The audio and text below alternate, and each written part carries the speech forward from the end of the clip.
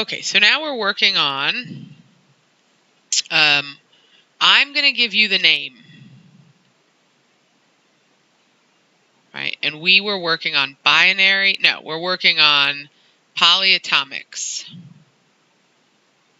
We're still working with main group metals, right? So, but right now we're going to focus on polyatomics. So I'm going to give you the name, and we're going to build the formula. The last time we did this, we had to come up with the symbol and the charge, right, for both the metal and the nonmetal. So let's say that the name this time is barium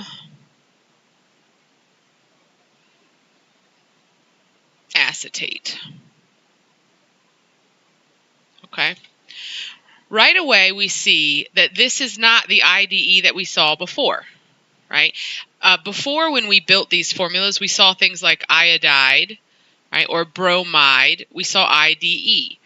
The ending IDE tends to mean, like 90% of the time, it means go to the periodic table and you're picking an element, right? If you see 8 or ite, that's telling you, right? We said we had to use it as a decoder. That's telling you to go to your polyatomic list.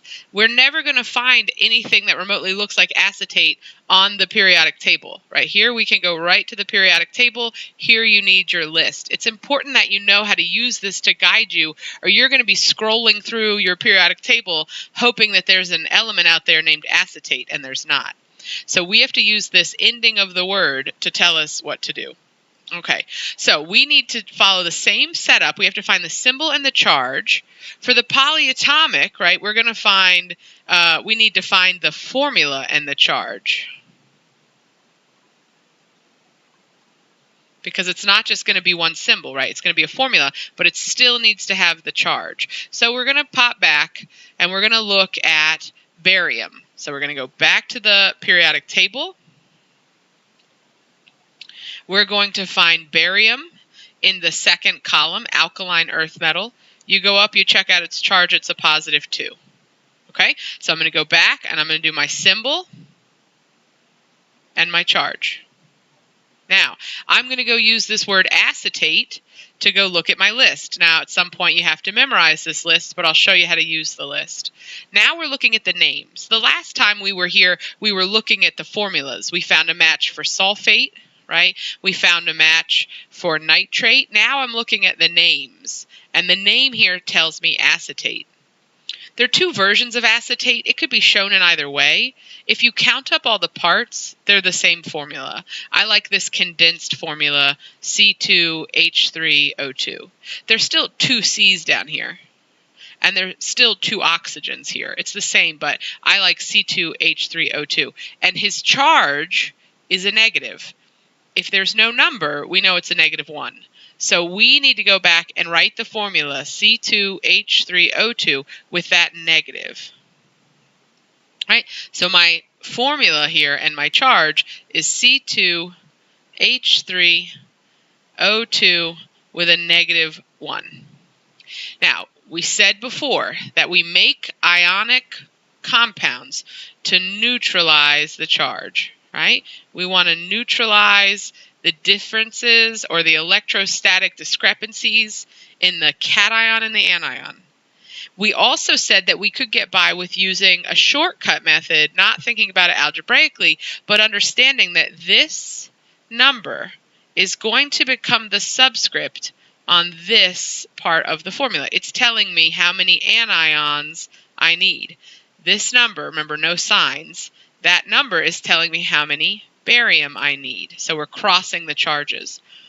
The only thing you have to watch out for when you're doing a polyatomic is we want 2 of this whole chunk, right? I need 2 acetates. So this is where we would use parentheses. If you don't use the parentheses, you're going to be wrong. You got to put the parentheses to hold acetate together so that this 2 is telling us I need 2 of all of these things. I need 2 of all the components of acetate. So as long as we can do the crisscross method, we don't bring those signs along, this guy is going to have the formula Ba parentheses C2H3O2 close parentheses 2. That is the formula for barium acetate. So it's the same basic setup and the same steps that we did for binary. It's just that we're not going to the periodic table to get the ion. We're going to the polyatomic chart so that we can get our symbol and charge, our formula and charge, and then see if everybody neutralizes. All right, so let's do another one. Let me save this and get it out of the way.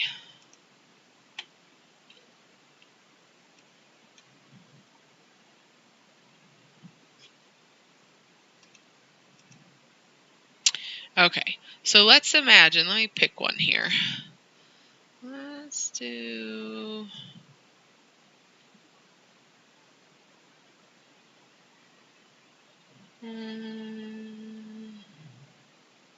Okay, I got it. Sorry, could have thought of that ahead of time, but we're doing these videos in real time. No preparation. Why are these so... Okay, yeah, I like it. Okay, so let's imagine that we are going to come up with cesium carbonate. Okay, right away we do the same deal. We look here and we see that cesium is a metal. We'll find him on the periodic table later to get his charge, but he's a metal, so we know it's ionic. We see the ATE, so we suspect that this is going to be poly. It is not coming from the periodic table, or it would end in IDE, so the spelling helps us. I need to write the symbol and the charge, and I need to write the formula and the charge. The metal, I go to my group 1 or 2 metals and pick up cesium, so I could pop back. Could look at this guy. I could look around for cesium. This guy is cesium. So he's cesium. I look up at the top of the periodic table and I know that he's in group 1. So he's going to form a +1. So that's his symbol and his charge. So he's cesium +1. All right. I see the ATE. I know that I need to go look at my periodic, or rather I need to go look at my polyatomic list. I'm looking for what was he? Carbonate. I knew that. Okay, carbonate. We're looking for carbonate. You're probably at home screaming at me through the screen. You're like, you're looking for carbonate, dummy. Okay, where are we? Carbonate, CO3, 2-. I need the formula and I need the charge. CO3, 2-. Don't let me forget.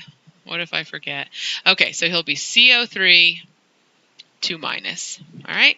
Again, these are not equivalent charges, so we have to do the work to make them match. So I have to take this number. It tells me how many carbonates I need. This number tells me how many cesiums I need. And so when I write the whole deal, I can write cesium, and I know I need 2 of them, right? And then I can write carbonate, and I know I need 1. So I don't need to show that 1. If I drew a 1 here, it'd look like 31. It would be weird. This is the formula for cesium carbonate. Okay? We could do a real quick one here just to make sure that we know what would happen if all of the charges canceled. So let's imagine that we were going to try to write the formula for lithium nitrite. Right?